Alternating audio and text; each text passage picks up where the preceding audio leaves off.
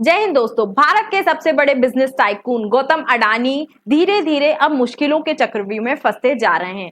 एक तरफ तेलंगाना ने गौतम अडानी से 100 करोड़ का डोनेशन लेने से मना कर दिया है, वहीं दूसरी ओर आंध्र प्रदेश की सरकार अडानी ग्रुप के 2 बड़े प्रोजेक्ट को रिव्यू करने के लिए मैदान में उतर आई है। इसके अलावा भी बहुत सारे जो आरोप हैं वो अडानी ग्रुप पर रिसेंटली लगे हैं, जैसे कि शेयर मार्केट में हेरफेर हो या फिर कर्ज का खेल हो। इन सभी अंतर्राष्ट्रीय आरोपों के कारण अडानी ग्रुप की जो इमेज है वो दिन प्रतिदिन गिरती जा रही है। अब क्वेश्चन ये उठता है कि भारत का सबसे बड़ा बिजनेस टाइकून क्या जेल की दहलीज तक पहुंचेगा? क्या इनको जेल हो जाएगी या फिर इन पर लगे सभी आरोप झूठे हैं, एक साजिश है, एक राजनीतिक खेल है?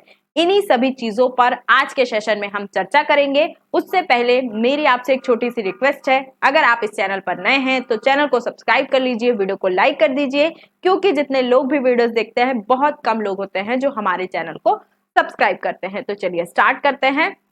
रिसेंटली तेलंगाना की जो सरकार है उसने अडानी ग्रुप से 100 करोड़ का डोनेशन लेने से मना कर दिया। ये डोनेशन अडानी ग्रुप एक प्रोजेक्ट है, यंग स्किल इंडिया यूनिवर्सिटी एक प्रोजेक्ट है, उस प्रोजेक्ट को सपोर्ट करने के लिए अडानी ग्रुप के द्वारा दिए जा रहे थे, लेकिन तेलंगाना की सरकार ने इसे लेने से मना कर दिया है। क्यों मना कर दिया है? क्योंकि अडानी ग्रुप पर रिसेंटली बहुत सारे आरोप लगे हैं और इन आरोपों का असर कहीं तेलंगाना सरकार को ना झेलना पड़े, इस वजह से तेलंगाना सरकार ने ये 100 करोड़ का डोनेशन लेने से मना कर दिया।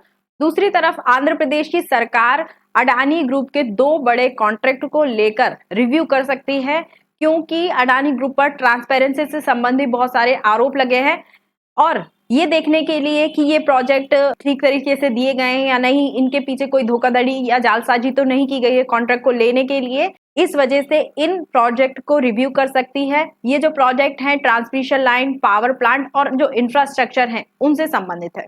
लेकिन अगर हम चर्चा करें कि अडानी ग्रुप पर कौन कौन से आरोप हैं और कौन कौन से विवाद चल रहे हैं अडानी ग्रुप को लेकर, अगर हम इस पर बात करें तो सबसे पहला जो वो विवाद उठता है अडानी ग्रुप को लेकर वो उठता है हिंडनबर्ग की रिपोर्ट को लेकर। ये एक इंटरनेशनल संस्थान है जिसके द्वारा एक रिपोर्ट पब्लिश की गई थी और इसमें लिखा था कि अडानी ग्रुप ने आगे बढ़ने के लिए शेयर मार्केट में बहुत बड़ा हेरफेर किया है। शेल कंपनियां एस्टेब्लिश की हैं अडानी ग्रुप ने अपने स्टॉक के प्राइस बढ़ाने के लिए। शेल कंपनियां क्या होती हैं? ये ऑन पेपर कंपनियां होती हैं, मतलब कि रियल में इनका कोई एग्जिस्टेंस नहीं होता है, केवल ऑन पेपर होती हैं। जैसे कि मान लीजिए कि आपकी एक कंपनी है, आपकी कंपनी का जो शेयर है, जो स्टॉक है वो कम प्राइस का है, मान लीजिए 10 रुपए का है, लेकिन आप चाहते हैं कि उसका प्राइस बढ़े। धीरे धीरे तो अगर आपकी कंपनी ग्रो करेगी, जेन्युइन तरीके से ग्रो करेगी, तो जो स्टॉक प्राइस है वो धीरे धीरे बढ़ेगा। कुछ थोड़ा टाइम लग सकता है आपके स्टॉक के प्राइस को बढ़ने के लिए, जो कि आपको अच्छी एक इनकम देके जाएगा। लेकिन आप चाहते हैं कि आपका जो स्टॉक प्राइस है वो जल्दी जल्दी बढ़े और आपको उससे ज्यादा प्रॉफिट हो, तो आप क्या करेंगे कि एक शेल कंपनियां खड़ी कर लेंगे। मान लीजिए एक कोई कंपनी है, ये मेन कंपनी है, ठीक है, ए इसका नाम है कंपनी का, और अब इस कंपनी के जो स्टॉक प्राइस है वो बहुत कम है, स्टॉक का जो प्राइस है बहुत कम है, तो अपने स्टॉक के प्राइस को बढ़ाने के लिए ये क्या करेगी कंपनी? अपनी ही शेल कंपनियां एस्टेब्लिश करेगी। जैसे मान लीजिए एक बी खड़ी कर ली, B C D E, 3 shell कंपनियां इसने खड़ी कर ली मेन ए कंपनी ने। और अब ये जो शेल कंपनियां क्या करेंगी, इसके जो स्टॉक हैं उनको खरीदती जाएंगी और एक टाइम आएगा कि क्योंकि बहुत ज्यादा शेयर इस कंपनी के खरीदे जा रहे हैं, तो एक टाइम पे जो स्टॉक का प्राइस है वो बहुत ज्यादा बढ़ जाएगा। अब जो स्टॉक मार्केट के जो भी स्टॉक मार्केट में अपना पैसा इन्वेस्ट करते हैं, इन्वेस्टर जो होते हैं, वो देखेंगे कि एक कंपनी के जो शेयर हैं उसका प्राइस बहुत ज्यादा बढ़ता जा रहा है, तो वो भी इसमें इन्वेस्ट करने के लिए आएंगे। लेकिन जब जैसे ही इन्वेस्टर इसमें पैसा लगाते हैं और बहुत सारा पैसा लगा देते हैं, बहुत सारे इन्वेस्टर इस कंपनी में इन्वेस्ट कर देते हैं ए में, तो इसकी जो शेल कंपनियां हैं वो शेयर को बेचना स्टार्ट कर देती हैं। इनके द्वारा जो खरीदे गए शेयर हैं वो बेचना स्टार्ट कर देती हैं, तो जो स्टॉक प्राइस है, ए का स्टॉक प्राइस बहुत तेजी से नीचे गिर जाता है। तो शेल कंपनियों को तो इसमें कोई घाटा नहीं होता, लेकिन जो जेन्युइन इन्वेस्टर होते हैं, जो ये देखकर आए थे कि इस कंपनी का प्राइस बहुत ज्यादा बढ़ रहा है, इस वजह से उन्होंने इस स्टॉक प्राइस को खरीदा था, उनको बड़ा झटका लगता है, उनको लॉस आ जाता है। तो इसी प्रकार का जो आरोप है वो अडानी इंटरप्राइज पे भी हिंडनबर्ग ने अपनी रिपोर्ट में लगाया है कि ऐसी शेल कंपनियों के द्वारा अडानी ग्रुप ने अपने स्टॉक प्राइस को बहुत ज्यादा इंक्रीज किया है। साथ ही हिंडनबर्ग का ये भी आरोप है कि अडानी ग्रुप ने ऋण का भी दुरुपयोग किया है, ऋण लेकर अपनी कंपनी का एक्सपेंशन किया है। कैसे एक्सपेंशन किया है? जिससे इनके निवेशकों को धोखा हुआ है।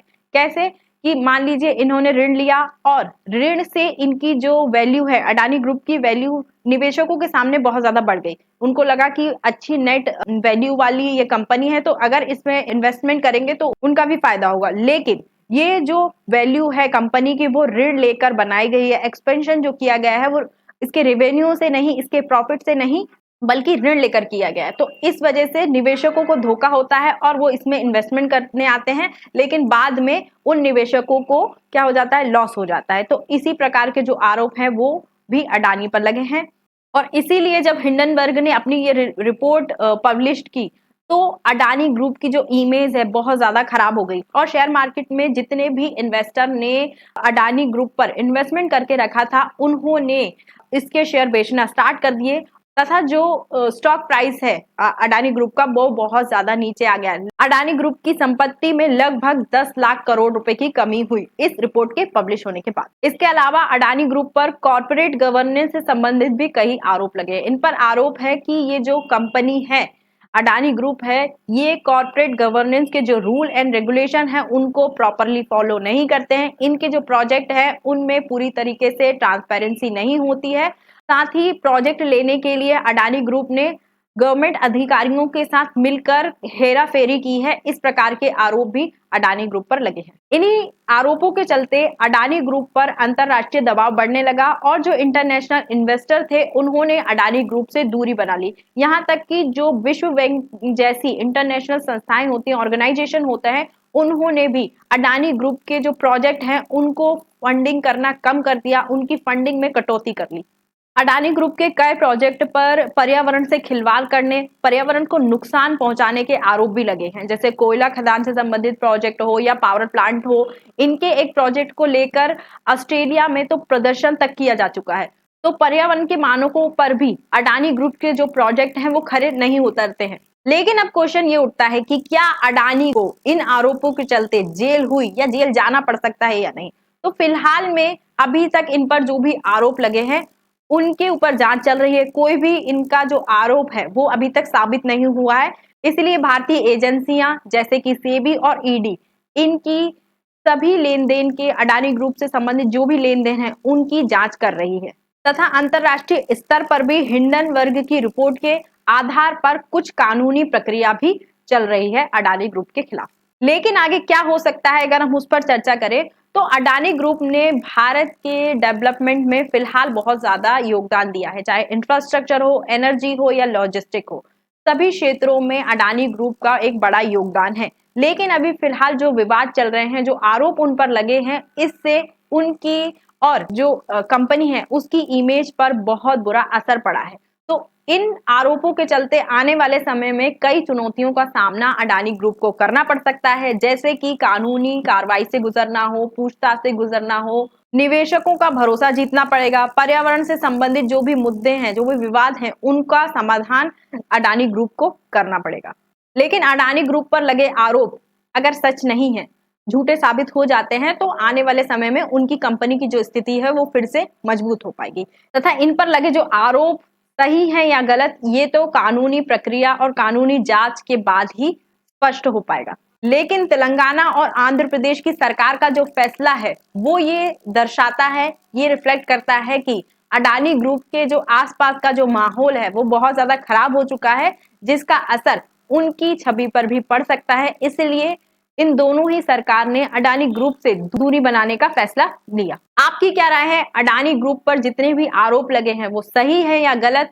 अपनी राय हमें कमेंट में लिखकर जरूर बताइए। आज के सेशन में इतना ही, मिलते हैं नेक्स्ट सेशन में, तब तक के लिए जय हिंद। Thank you.